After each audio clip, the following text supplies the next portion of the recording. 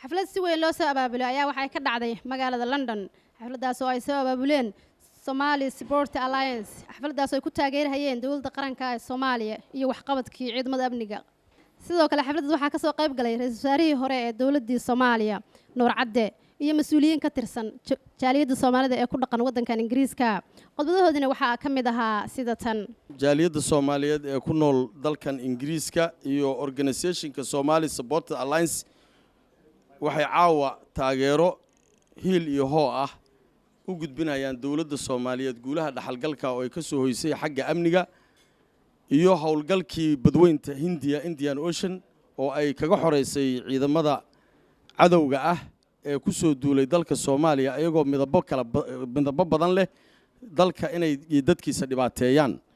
waxaa caawa halkan si toos ah uga soo hadlaya General Maxamed Maxamuud Qaafow oo ah ciidamada howlgalka kaga haya dalka Soomaaliya sida wanaagsanna baraha cadawga u tagay godadkoodiina ugu galay kana xoreeyay diyaarna waa inay sidaas uga xoreeyaan ciidda Soomaaliyeed oo dhan. waxaan aad iyo aad si farxad leh soo dhaweynayaa uguna hambalyeynaya runtii xubnaha jaaliyadda Soomaaliyeed ee UK oo caawa halka u yimid inay u hambalyeeyaan dawladda Soomaaliya uguna hambalyeeyaan guulihii wax ku oolka ahay oo ay ka soo hoysay xagga amniga guulahaas oo ah kuwa runtii aad iyo aad loogu farxo raallina looga noqdo xaqiiqdii dadkii shacabka Soomaaliyeedna wuu ku faraxsan yahay waan u hambalyeynaynaa muxuu ahay dhammaan ciidamada geesiyaasha Soomaaliyeed.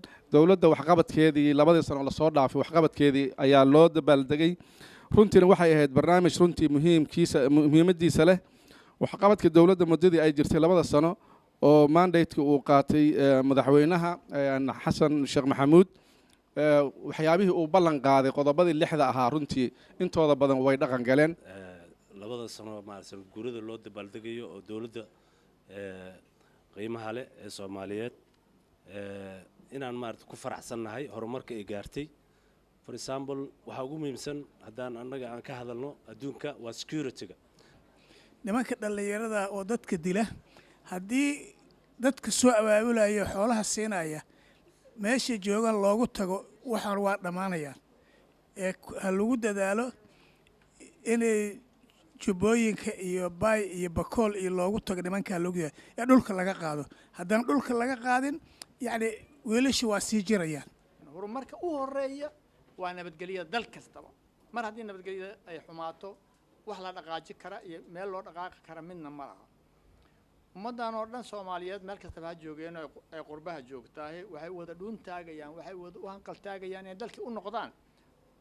taasoo marka waxyaabaha ayaamahan taagnaa ee dhibaatada nabadgelyada ka taagneed ee dawladdu ay iskugu geysay xooggeeda maskaxdeeda oo la iskugu geeyay waa mid aanu sugaynay haddaanu qurba joogtanahay. ugu dambeyntii oo xafladaas ay soo qaban qaabisay gudoomiyaha Somali Sport Alliance Ifraax Cumar Salaad hadaladoodiina waxaa ka mid ahaa qof walba oo Soomaaliya iyo Soomaalinimada ay dareemayaan ay u taagan yihiin mar walba inay ku taageeraan dawladda federaalka ah ee Soomaaliya. waxaan caawa aad ugu faraxsanahay oo sharaf ii ah anoo ku hadlaaya magaca ururka Somali Sport Alliance xibnihiisa maqan iyo xibnihiisa joogaba. waxaan halkaan hambalyo uga diraynaa mudane xasan sheekh maxamuud madaxweynaheena qaaliga nagu ah.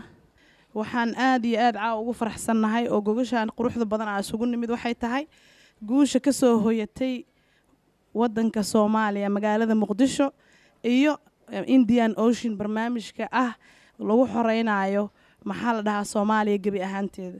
waa guul annaga noo soo hoyatay shacabka Soomaaliyeed oo Soomaaliya ku noolna u soo hoyatay. magacayga waxa waaye Shacayb waxaan ku faraxsanahay ciidamada dawladda Soomaaliya guulaha ay gaareen waxaan u rajeynayaa in waddanka hagaajiyaan. xanaan shidane SNTV London.